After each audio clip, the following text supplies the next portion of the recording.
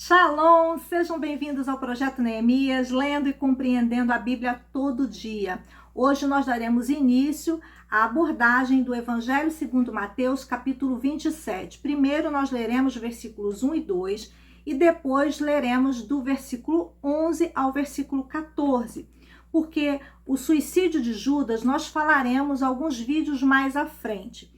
E o nosso tema hoje é Jesus é levado a Pilatos. Quem é esse homem? É certamente o homem que vai julgar e condenar Jesus. E nós entenderemos como tudo isso acontece.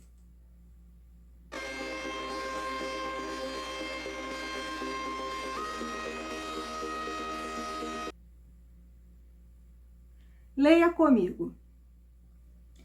Assim que o dia amanheceu, todos os chefes dos sacerdotes e os líderes religiosos, anciãos do povo, conspiraram para condenar Jesus à morte.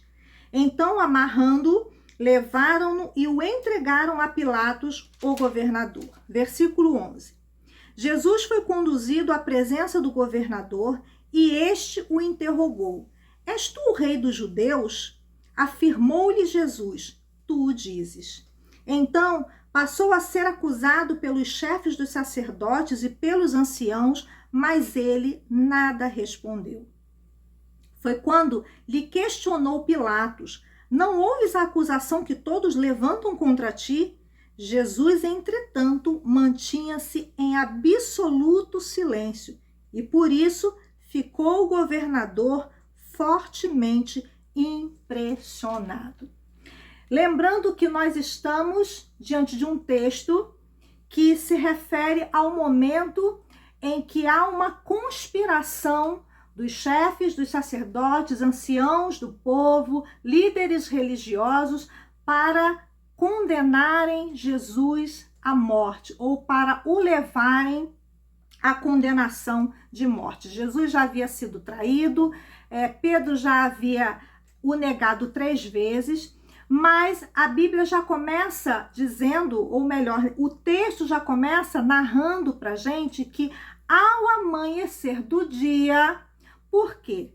Porque a lei não permitia que o Sinédrio, que é o Supremo Tribunal dos Judeus, ele tivesse reuniões juridicamente válidas durante a noite. Então, todos esses conspiradores, eles precisaram esperar o dia amanhecer para formar um conselho e oficializarem uma acusação contra Jesus. E que acusação era essa? A acusação de traição, que para os romanos era uma das mais, ou a mais incriminadora. Então, Jesus teria que ser acusado com uma acusação de traição, e ele seria levado a uma autoridade civil.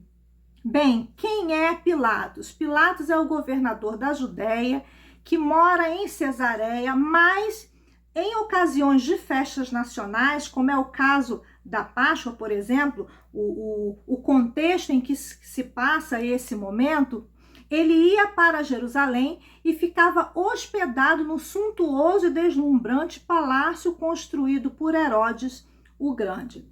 Bem, o governo romano, ele havia destituído o Sinédrio do poder de julgar e condenar alguém à morte.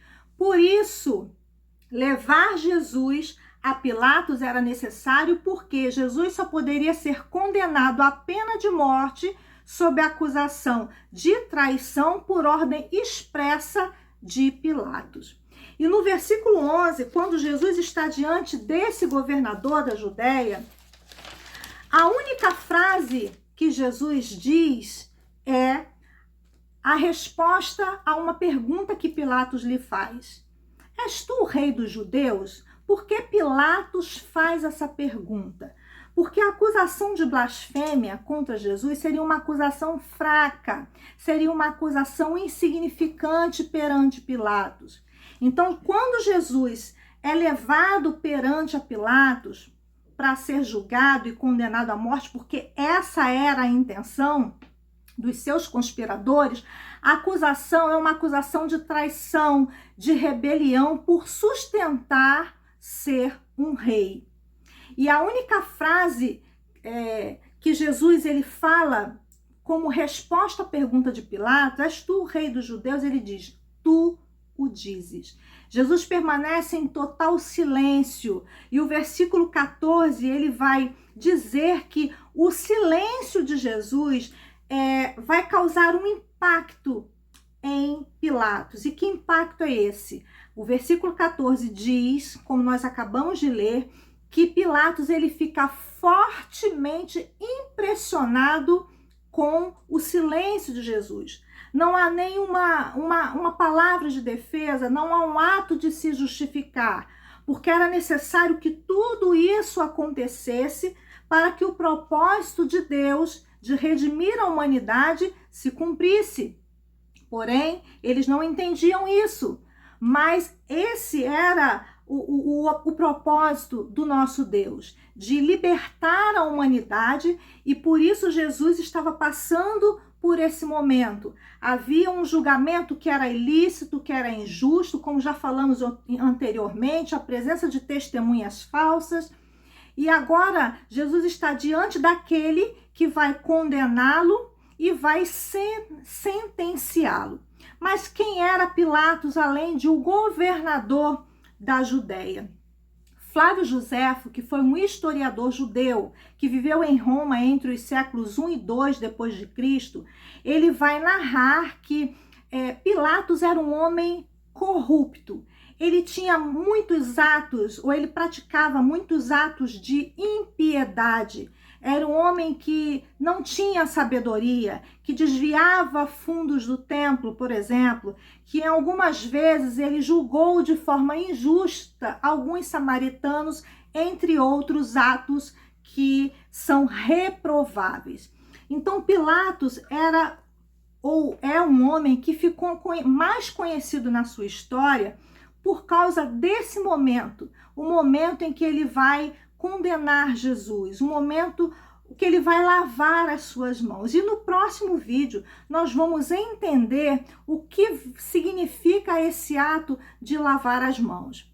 Mas o que nós podemos extrair para a nossa vida ou depreender para nós desse texto?